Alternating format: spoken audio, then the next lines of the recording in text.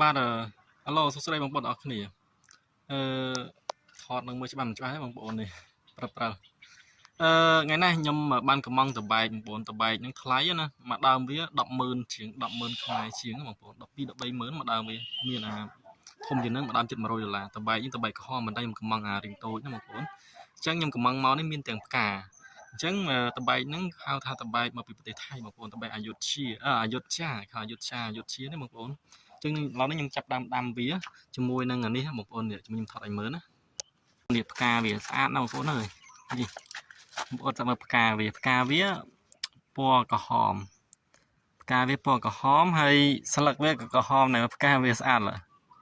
នេះបងប្អូនឥឡូវនេះខ្ញុំចាប់ដាំវាឲ្យប្រើទឹក solution ណាបងប្អូន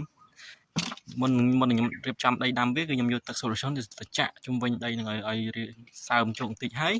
បន្ទាប់មកខ្ញុំដាំវាដោយខ្ញុំបាញ់ទឹក solution